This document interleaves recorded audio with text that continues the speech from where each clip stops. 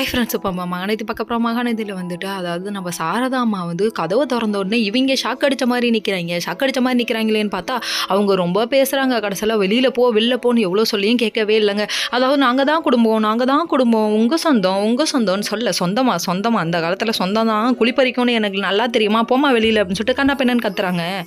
கங்கா தான் எப்பொழுதும் மூக்கறந்த கோழி மாதிரி கத்துவாங்க. கடைசியில் கங்காவை உட்காருமா, நம்ம உட்காந்து பேசுவோம்னு சொல்கிறாங்க. கடைசியில் வெளியே போங்க, நீங்கள் யார் அப்படின்னு சொல்லிட்டு கண்ணா பின்னான்னு பேச நான் சொல்கிறேன் அப்படின்னு சொல்லிட்டு சாரதாம்மா ஒன்று சொல்கிறாங்க. அதாவது 2 வருஷத்துக்கு முன்னாடி எல்லாம் சுற்றி தின்னு தீத்து அழிச்சிட்டீங்க, இங்கே இருக்கிறத வந்து பங்கு போட்டு தீக்கிறதுக்காக முடிவு பண்ணியிருக்கீங்க அதானே அப்படின்னு சொல்லி கேட்குறாங்க.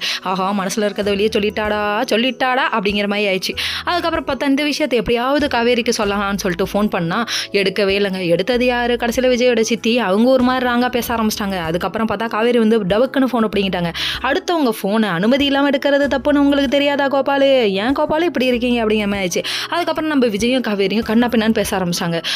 இதுக்கு மேலே என்னால் பொறுமையாக இருக்க முடியாது, இதுக்கப்புறம் காவேரியை ஒரு வார்த்தை சொன்னீங்க அவ்வளோதான் சொல்லிட்டு கண்ணா பின்னான்னு திட்டி விட்டுட்டு கூட்டிகிட்டு இங்கே வந்துட்டாங்கன்னா பார்த்துக்கோங்க.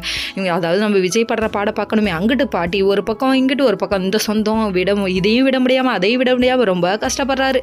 இந்த நிலைமை நாட்டில் முக்கால்வாசி ஆண்களுக்கு வந்திருக்கும்னு நினைக்கிறேன். பாவம். ஏதோ பழமொழி ஒன்று சொல்லுவாங்களே, எதுவுமே நம்ம கையில் இல்லைன்னு, அந்த மாதிரி ஆயிடுச்சுன்னா பார்த்துக்கோங்க. விஜய் ஒரு பக்கம் சமாதானம் பண்ணுறாரு. யார்? நம்ம காவேரி.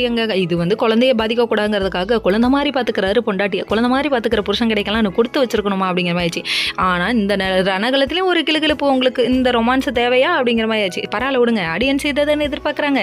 அதுக்கப்புறம் பார்த்தா இவங்க காரில் வந்துட்டு இருக்க வேகமாக வந்துட்டு இருக்காங்க. கங்கா ஒரு பக்கம் காண்டாகிறாங்க. அதாவது சொந்த தங்கச்சிக்கே விட்டு கொடுக்க முடியாமல் இருந்தாங்க. அந்தளவுக்கு வயிறு எரிஞ்சாங்க இவங்க. உங்களுக்கு விட்டு கொடுத்துருவாங்களா? Okay friends, next video.